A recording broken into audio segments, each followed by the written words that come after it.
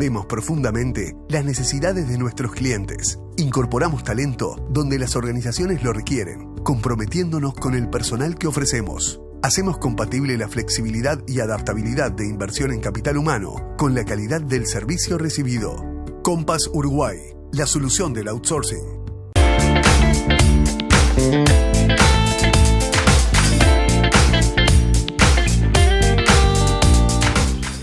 Presenta este espacio Compass Uruguay, soluciones para outsourcing de personal.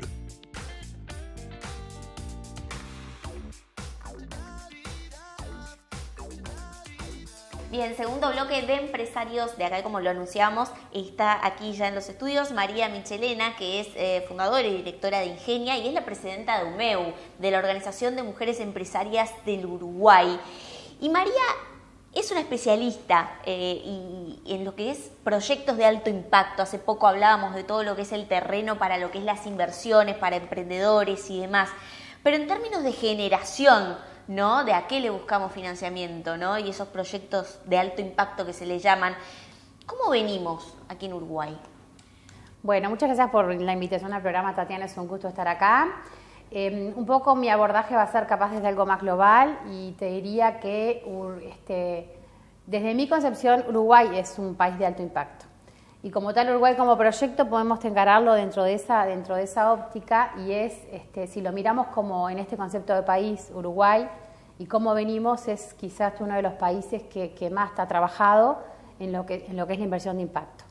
La inversión de impacto en realidad se concibe como aquella inversión que desde el punto ofrece una tasa de interés y un retorno retorno apropiado, pero además tiene un impacto en algo significativo para el mundo.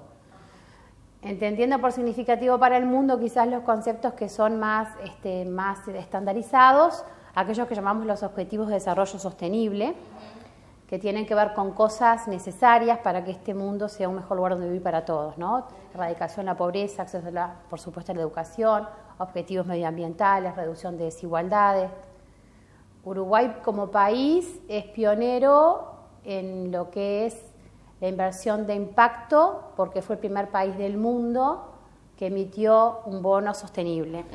Un bono sostenible en este caso asociado a sostenibilidad medioambiental. Pero la sostenibilidad viene o se encara desde todos los puntos de vista, ¿no? La sostenibilidad social, la sostenibilidad en lo que tiene que ver con la gobernanza y las formas de organización de las empresas y de gobernanza de las empresas. Dentro de este capítulo incluyo quizás todo lo que tiene que ver con lavado de dinero, prácticas corporativas que combaten la corrupción y cosas por el estilo, ¿no? Entonces, dentro de este gran concepto de la inversión de impacto, englobamos todo, aquello que se llama la gestión empresarial ESG, medioambiental, social y en términos de gobernanza sostenible.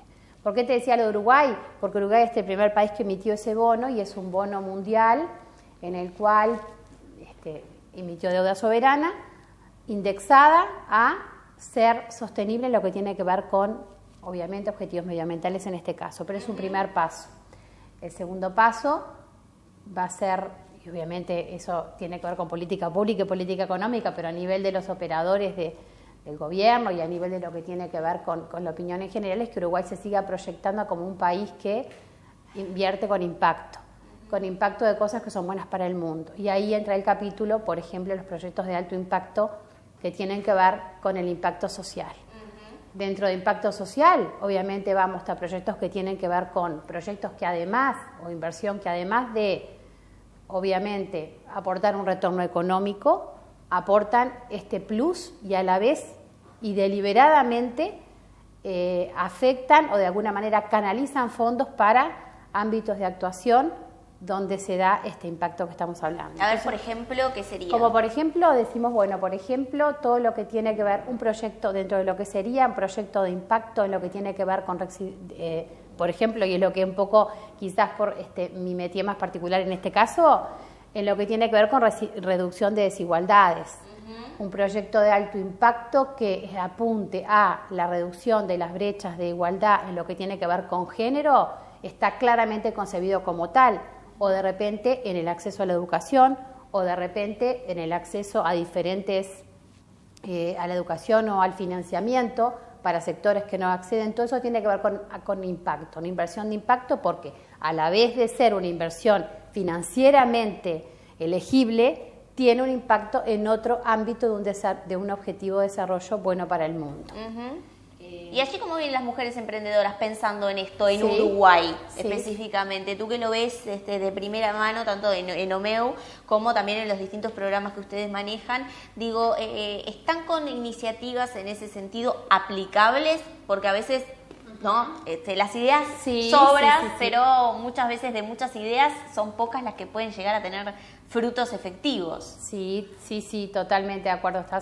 Estás muy en lo cierto, Tatiana. Y bueno, hay muchas organizaciones que trabajamos muy activamente en lo que tiene en el lado de la oferta, es decir, emprendimientos tales que, además, que buscan en su propósito, en su enfoque de negocios, impactar, por ejemplo, en la reducción de alguna brecha de género.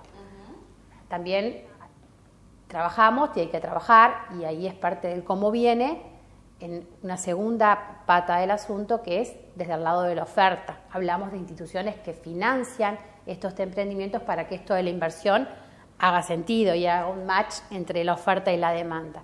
Y hay un tercer actor muy relevante que ahí podemos, por ejemplo, podríamos ubicar a OMEU y otra cantidad de organizaciones que tiene que ver con el gobierno, que tiene que ver con agencias, que tiene que ver con una cantidad de organizaciones que son los intermediadores, aquellos que identifican desde el lado de la oferta, emprendimientos tales que tengan esta condición de cumplir, de perseguir un lucro, una generación de riqueza, pero además un impacto en algún ODS, con la pata que te decía antes, desde el lado desde la demanda. Las entidades que tienen la disponibilidad de recursos, los bancos, los multilaterales, las agencias internacionales, los particulares, para canalizar esos flujos, ¿no?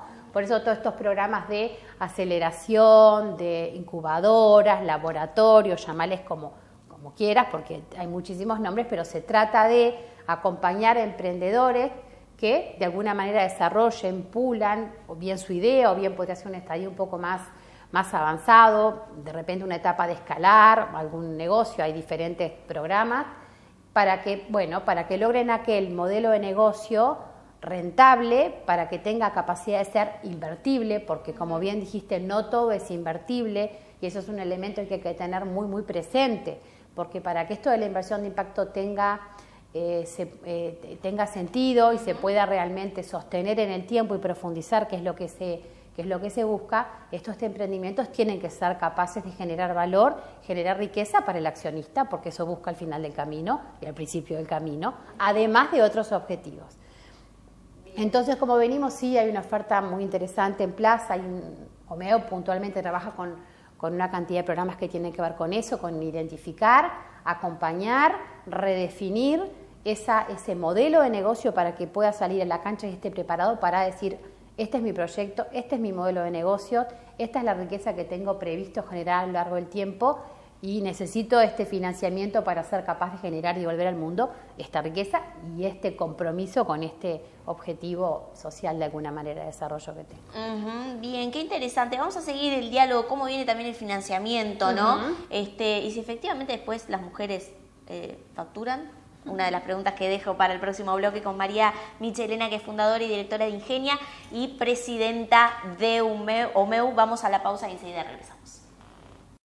Bien, antes de ir a la pausa les quiero hacer una recomendación, porque ITU, el Instituto Turístico Hotelero del Uruguay, va a otorgar 100 becas parciales de hasta un 50% a aspirantes para estudiar carreras técnicas, comenzando los meses de junio, julio y agosto de este año.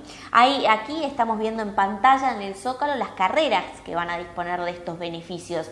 ¿Cómo tienen que hacer para acceder a los mismos? Bueno, los requisitos y el formulario para poder postularse los encuentran en www.itu.edu.uy. Allí en la sección novedades tienen toda la información pertinente, una muy buena iniciativa de ITU, el Instituto Turístico Hotelero del Uruguay.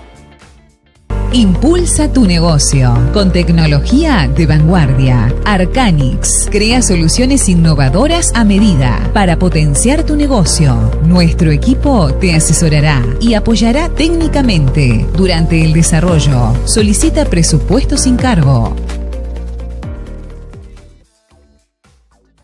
Carley Andrioli, contadores públicos, firma miembro independiente de Geneva Group International.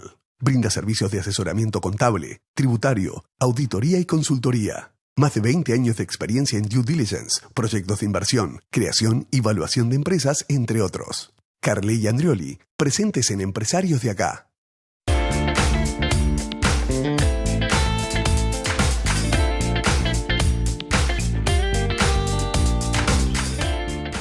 Carley Andrioli, presentes en Empresarios de Acá. Tercer y último bloque de Empresarios de Acá. Como siempre, agradecemos a Samsung por toda la tecnología que nos provee para hacer este programa y nos está acompañando en la 9ª temporada. Estamos en diálogo con María Michelena, que es fundadora y directora de Ingenia y es presidenta de UMEU. Y allí hablando un poco de también lo que son, ¿no?, los desarrollos de emprendimientos, ¿no?, el pensar negocios, bueno, hoy por hoy con perspectiva de género por parte de las mujeres, ¿no? Y allí, no menor, es hablar del capítulo Mujeres y las finanzas, ¿no? Hace poco aquí hablábamos con Silvia Chevy, que es CEO de Thales Lab y es la presidenta de la Asociación Uruguaya de Capital Privado. Y bueno, no menores son algunas particularidades que ellas nos marcaban a la hora de las mujeres y las finanzas, ¿no? Que a veces les cuesta un poco más o son un poco más retraídas al pensar esto no es para mí. Allí, ¿cómo viene lo que es, en tu visión, ¿no?, el camino a la independencia económica de la mujer en Uruguay, ¿no? Porque esto es muy importante y creo que es un tema que también es de expertise de tu desarrollo, ¿no? Absolutamente, sí.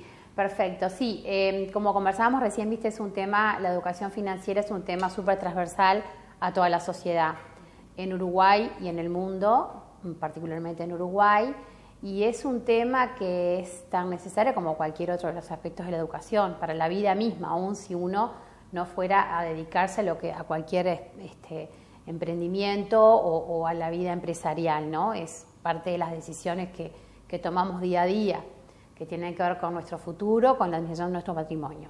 En lo que tiene que ver a la mujer, ahí es un capítulo que está presente en cualquiera de los programas que se abordan, porque por lo mismo que te decía antes, está claro que hay una cantidad de elementos que hacen que haya quizás que en primerísimo lugar una brecha bien importante de lo que tiene que ver con el conocimiento financiero de la mujer respecto del hombre. Cuando analizás, es muy curioso porque decís cuando analizás por qué, porque decís, bueno, ¿por qué no tiene que ver con las capacidades intelectuales? Porque obviamente estamos géneros las mismas. Ni tampoco tiene que ver con la formación, porque a nivel de las carreras, las carreras profesionales, más de la mitad de las egresadas son mujeres, entonces tampoco tiene que ver con la formación y tampoco tiene que ver con el tiempo de estudio, porque el tiempo de estudio promedio de la mujer es muy superior al del hombre. Entonces, ¿por qué puede ser sí que en lo que son las posiciones que tienen que ver con o bien profesionales financieros, administradores de fondos, directores financieros, CFOs y cualquier rol dentro del campo financiero, son tan pocas las mujeres? Si decimos, entonces analizamos esto y decimos, si no hay fundamentos de base, pero sí al final del camino se expresa tal brecha, algo pasa en el medio. Entonces nos enfocamos mucho en el medio. ¿En el medio qué pasa? Muchas cosas tienen que ver con las propias, y tú lo dijiste un poco recién en la formulación de la pregunta, concepciones autolimitantes de las personas, ¿no? Que tiene que ver quizás muchas veces con el mandato familiar, con que en las familias, por la razón que sea, siempre se decía el patrimonio lo administra el hombre y quizás la mujer hace otro tipo de cosas, ¿no? O de repente cuando a la elección de la carrera universitaria había, por desconocimiento, por tradición, a los números se ocupa el varón de la casa y a las letras y a las filosofías o a las ciencias sociales o a otras cosas se dedican las mujeres, y eso hace que de alguna manera también hay una serie de preconceptos, de juicios, de mandatos que van a nivel generacional teniendo impacto. Entonces, un plano muy importante es trabajar en lo que tiene que ver con la propia concepción o percepción autolimitadora de la habilidad para el manejo de la finanza. La autocensura. La autocensura, exactamente, es un excelente nombre, la autocensura. La otra pata, por supuesto, es la del conocimiento, pero a nivel de conocimiento, a nivel de la formación, si bien es escasa, decíamos la educación financiera es escasa a nivel de la formación básica, la escolar y la liceal y bachillerato y cualquiera, pero de todas maneras es igual. Pero sí, claramente en el lugar, al final del camino, hay una salida diferente. En esto de la independencia financiera, a ver, cuando decimos la autonomía económica, tiene muchos planos. La autonomía económica, al final del camino, es la herramienta que posibilita la libertad de las personas. Entonces, vaya si es necesaria la autonomía económica para una persona, en cuanto ese es su paso número 1 para tener su libertad. En el caso de las mujeres, tiene que ver además con otra cantidad de casuísticas que están en diferentes contextos, tienen implicancias muy, muy relevantes, pero puntualmente en el de los negocios, y yendo un poquito de la mano de tu pregunta primera, sí, claramente hay un camino muy, muy profundamente andado, quizás por las generaciones más jóvenes, ¿no? Acá en cualquiera de los aspectos que hemos venido conversando se observa como algo bastante rupturista, ¿no? Las generaciones más jóvenes, millennials y más, quizás más centennials, se diría, están partiendo desde otro lado. En el estadio en el cual ellos se educaron es como un estadio que fue muy disruptivo. Entonces, por suerte, y yo soy súper optimista, la verdad que súper optimista, vienen con una cantidad de cosas menos en esta mochila que no hay que desandar tanto camino. Entonces vemos estas elecciones y decir, bueno, qué bien esta chica, ¿no? Esta emprendedora, mirá, en un ámbito de actividad que uno no diría, ¿no? Simplemente esto, a nivel, Uruguay es como un ejemplo, pero para que tengas, me parece que ejemplifica muy bien lo que queremos decir, un sector de actividad que a nivel estratégico el gobierno ha resuelto apoyar es la biotecnología, además de otros, lo digital, Uruguay como hub tecnológico, Uruguay como hub en lo que son emprendimientos de biotecnología. Y se sale al mundo a presentar emprendimientos en estas líneas que son obviamente líneas de conocimiento bastante más asociadas a lo masculino, pero en Uruguay las principales emprendedoras en esas áreas son mujeres, ¿no? Sí. Están recibiendo inversión y están... entonces, sí. Hemos tenido muchas por aquí. Bueno, seguiremos teniendo, seguramente. Bueno, que la verdad que emociona ver eso y sí, el espacio es enorme. Yendo para atrás de lo de aquello del lado de la oferta, hay mucho capital, mucho dinero disponible para apoyar este tipo de emprendimientos, y cuando además del foco de acción, como la biotecnología, con la importancia que tiene obviamente para el mundo, ese proyecto está liderado por una mujer que es obviamente también está apuntando a otro objetivo también de desarrollo y a reducir una desigualdad preexistente, se da como una combinación perfecta, ¿no? Y ahí es lo que sí, cuando decimos, bueno, eso es la inversión de impacto. Bien. Exactamente, eso es la inversión de impacto. Bien, y la hice al final casi del bloque anterior, ¿no? En ese sentido, ¿no? Hablar de lo que es inversión, economía en la mujer, finanzas, es hablar de la facturación. ¿Las mujeres facturan efectivamente en Uruguay? Sí, las mujeres facturan y facturan muy bien. Quizás lo que sean menos visibles, y eso también es parte de la temática, pero hay, por supuesto, empresarias de primer nivel y ejecutivas de posiciones C-levels y también CEOs, y facturan efectivamente y son productoras de riqueza, y además de ser productoras de riqueza, son muy buenas administradoras. En todo lo que hay un sinnúmero de obviamente estadísticas que hace que demuestra que la mujer, la empresa liderada por una mujer, por diferentes habilidades, además también es capaz de generar una rentabilidad mayor que una empresa liderada por un hombre. No quiero con esto ir hacia la falsa oposición de mujer versus hombre, sino simplemente a justificar con un elemento más de que no solamente se trata de un impacto en lo que tiene que ver con un objetivo de desarrollo social, sino de un impacto en lo que tiene que ver con la rentabilidad y con que las mujeres facturen efectivamente respondiendo un poco a tu pregunta, ¿no? Sí, reitero, son menos visibles por todo lo que estamos diciendo. En este mismo contexto es mucho más difícil ver quizás hasta una mujer en una posición de poder, porque hay menos modelos de rol, porque hay menos espacios también, o había menos espacios para ser visibles, y quizás puede parecer que no, pero facturan a la par del hombre, te diría. Un error que cometemos los comunicadores muchas veces es decir la última pregunta cuando no lo es, ¿no? Porque ahora me lleva a hacerte otra pregunta. Bien, ¿cómo encuentran el desafío, ¿no? Y tú liderando una organización y estos temas, de separar ¿no? Los temas de igualdad de género bien vistos para trabajar a la par del hombre, y en esto separarlos de los discursos del odio, ¿no? De los discursos ideológicos que realmente no representan a las mujeres que estamos trabajando o abogando por ello, y lo digo abiertamente porque claramente no nos representan, como no nos representan esos discursos tampoco, ¿no? ¿Cómo se trabaja para separarse, ¿no? De esa línea, lamentablemente, que se ha generado, ¿no? Entre los temas serios a tratar y los temas que se vinculan ya más a una ideología? Sí, es una excelente pregunta también, Tatiana, como todas. Y en el caso de Omeu como organización, es bastante simple, te diría. No transitamos ni por ningún camino tal que pueda ser ni siquiera confundible a lo que tiene que ver con ese tipo de perfil de organizaciones, ¿no? Omeu, como te decía, es una organización, y además lo que tiene que ver mi perspectiva, mi enfoque personal como tal, en lo que tiene que ver con género, que trata de resolver una desigualdad.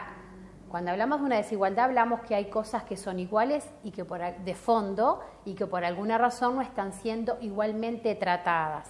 Entonces, cuando hablamos de igualdades, hablamos de cosas al mismo nivel, una igual a otra, no una superior a otra, no una más buena que otra, no una mejor que la otra. Entonces, partimos desde un